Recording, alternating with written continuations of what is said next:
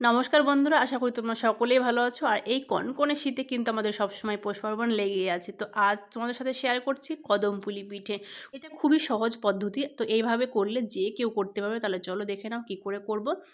আর এখানে আমি প্রথমে পুরটা রেডি করব। পুরটার জন্য এখানে হাফ কাপ মতো দিয়ে দিলাম নারকেল কোড়া, আর হাফ কাপ খেজুরের গুড় কুচো করে কেটে রেখেছিলাম, সেটাও দিয়ে দিলাম। পরিমাণে কিন্তু খুবই কম দিলাম। গ্যাসের ফ্লেমটা লোতে করে ততক্ষণই নাড়তে হবে যতক্ষণ না গুড়টা বেশ ভালোভাবে মিশে যাচ্ছে। গুড়টা অনেকটাই গলে গেছে, একটু টেস্টের জন্য এখানে এবার আমি অ্যাড করব খোয়া ক্ষীর। সেটা পরিমাণে কম দিলাম। পরিমাণে 20 থেকে 25 গ্রামের মতো হবে। আর খোয়াটা যেন বেশ ভালোভাবে মিশে যায়, সেই জন্য এখানে হাফ কাপ মতো লিকুইড দুধটা দিয়ে দিলাম। দিয়ে আরও কিছুক্ষণ মিডিয়াম ফ্লেমে এটা কন্টিনিউ নাড়াচাড়া করে নিতে হবে। আর আরও হাফ কাপ মতো এখানে আমি জল অ্যাড করেছি, তো সেটা স্কিপ করে গেছি, দেখানো হয়নি।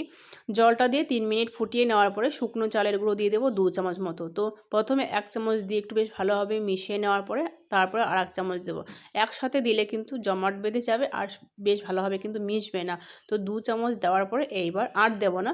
বেশ ভালোভাবে এবার গ্যাসের ফ্লেম মিডিয়ামে রেখে কন্টিনিউ নাড়াচাড়া করতে হবে যতক্ষণ না বেশ পুরটা অনেকটাই ঘন হয়ে আসছে। আর এই পুরটা একটু ঘনই করতে হবে, যেহেতু এটা দুধ, এখানে দুধ দেওয়া আছে, দুধ আর চালের গুঁড়ো আছে।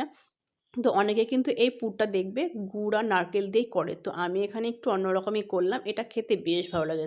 তো পুরটা একদম পারফেক্ট হয়েছে দেখো। এবার আমি এটা নামিয়ে নিচ্ছি। আর ঠান্ডা হওয়ার পরে কিন্তু পুরটা অনেকটাই শক্ত হয়ে যাবে। আর এই কদমপুলি পিঠে করার জন্য পুরটা কিন্তু নরম হওয়া চলবে না, শক্তই হতে হবে। পুরটা বেশ চারিদিকে ছড়িয়ে এটা ঠান্ডা করতে দিলাম।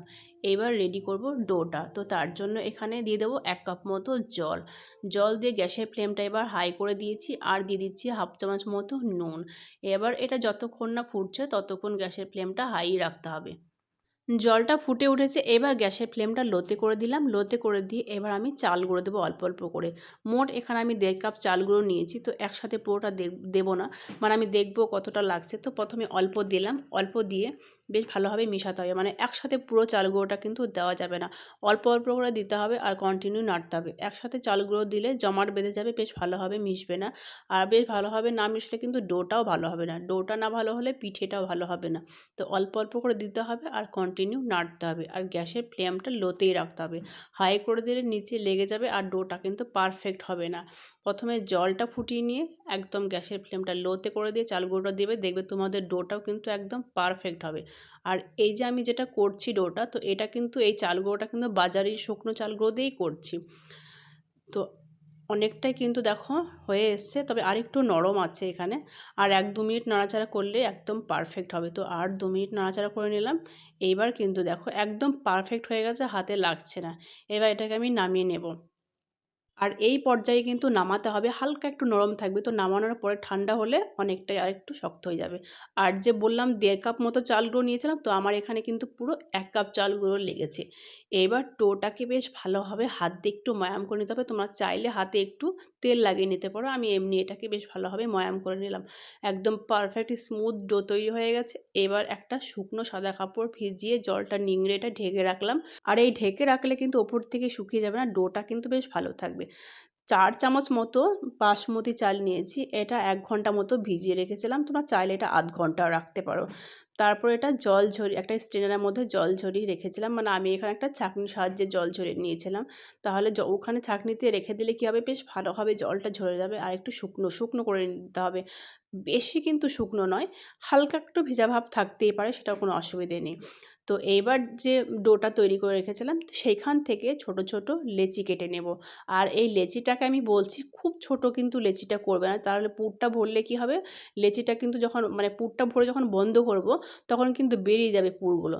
তো একটু আরেকটু বড় বড় করতে হবে। আর তোমরা বেলেও করতে পারো, মানে রুটির মতো করে প্রথমে বেলে নিলাম, তারপরে ছোট একটা গ্লাস কিংবা বাটির সাহায্যে কেটে তখন তারপরে কিন্তু পুরটা ভরে তোমরা এই বলগুলো তৈরি করতে পারো। তো আমি হাত দিয়েই করে নিচ্ছি, ছোট ছোট খুলির মতো করে তারপরে ভিতরে পুর ভরে দিতে হবে। আর পুরটা কিন্তু খুব বেশি দেওয়া যাবে না, যেন বন্ধ করার সময় বাইরে বেরিয়ে যায়, তাহলে কিন্তু ভালো হবে না। একটা বল রেডি করে নিয়েছি। এবার যে বাসমতি চালটা ধুয়ে জল ঝরিয়ে রেখেছিলাম, সেই চালের মধ্যে বলটাকে দিয়ে কোট করে নিতে হবে। একটু বেশ ভালোভাবে প্রথমে ঘুরিয়ে নিতে হবে। তারপরে ওপরে একটু চালটা দিয়ে হাত দিয়ে একটু মুঠো করে নিতে হবে। যেহেতু চালটা শুকনো, তো একটু এইভাবে মুঠো করে দিলে কী হবে, বলের চারদিকে বেশ ভালোভাবে চালগুলো লেগে যাবে। আর চালটা যতটা পরিমাণে বলের চারদিকে লাগবে, যখন ভাপানো হবে তখন কিন্তু দেখতে বেশ ভালো লাগবে। চালের পরিমাণটা থাকলে কদম ফুলটা দেখতে, মানে কদমপুলি পিঠেটা দেখতে কিন্তু বেশি ভালো লাগে। একটা আমার পিঠে রেডি হয়ে গেল, মানে যে বলগুলো সেটা আমি একটা তৈরি করে নিলাম। আর আমি আরেকটা করব, সে একই রকমভাবে তোমাদের আরেকটা দেখাচ্ছি। আর এটা করা কিন্তু খুবই সহজ। আমার মনে হয় এই পিঠেটা যে কেউই করতে পারবে। এটা খুবই কঠিন একটা পিঠে নয়। আর যেভাবে আমরা দুধ পুলিগুলো করি, ঠিক একই রকমভাবে এটা করতে হবে, মানে তৈরি করতে হবে। আর এক্সট্রা এটা শুধু চালটা দিতে হবে, আর জাস্ট ভাপিয়ে নিলেই কিন্তু রেডি হয়ে যাবে কদমপুলি পিঠে। আর পুরটা কিন্তু আমি বারবার বলছি কম করে দিতে হবে।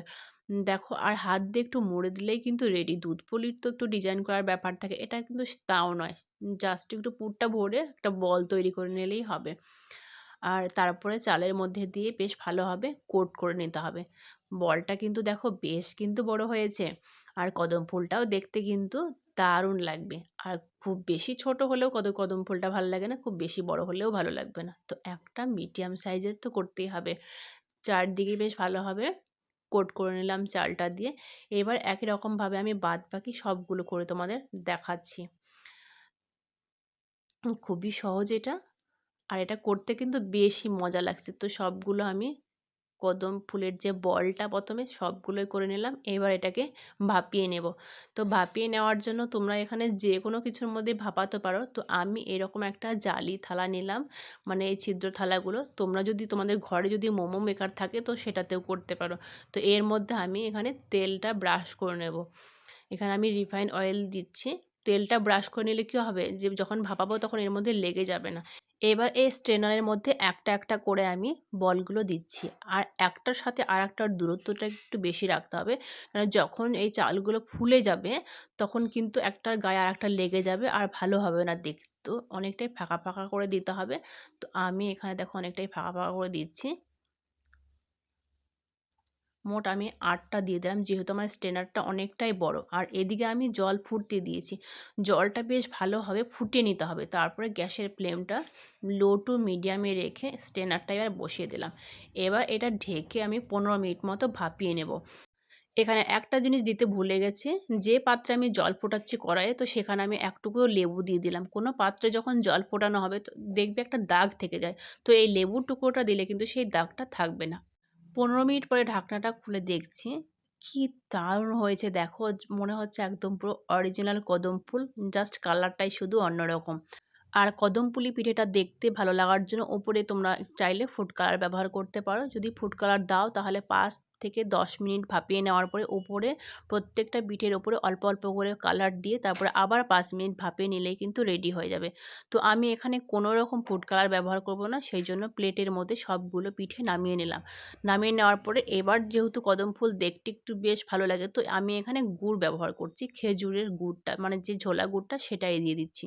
তো প্রত্যেকটার ওপরে অল্প অল্প করে খেজুরের গুড় দিয়ে দিচ্ছি। আর যেহেতু এটা পিঠে, তো গুড়টা দিলে কী হবে, দেখতে বেশ ভালো লাগবে আর খেতে কিন্তু দুর্দান্ত লাগবে। তো প্রত্যেকটা পিঠের ওপরে আমি গুড়টাকে দিয়ে দিলাম। আর পিঠেটা গরম আছে সেই অবস্থায় গুড়টা দিলাম, তো আস্তে আস্তে কিন্তু গুড়টাও গলতে থাকবে। তো ঠিক আছে, কোনো অসুবিধাই নেই, কেন যেহেতু এটা পিঠের উপরে গলবে আর এটা গুড়, তো খেতে আরোই বেশি ভালো লাগবে। তো সাজিয়ে দিলাম, দেখতে কিন্তু দারুণ লাগছে। তো চলো একটা আমি ভেঙে দেখাচ্ছি ভিতরটা কেমন হয়েছে। আর একবার হলো এই শীতে বাড়িতে অবশ্যই ট্রাই করো। আর আজকের এই রেসিপি যদি তোমাদের ভালো লেগে থাকে তাহলে বাড়িতে অবশ্যই ট্রাই করো। আর কেমন লাগলো আমাকে কমেন্টে জানিও। আর তোমাদের প্রিয়জনদের সাথে শেয়ার করতে ভুলো না। তো আর চ্যানেলটি যদি সাবস্ক্রাইব করা না থাকে তো প্লিজ সাবস্ক্রাইব করে দিও। আজকের মতো এ পর্যন্তই। পরের দিন নেক্সট কোনো ভিডিওর সাথে দেখা হবে।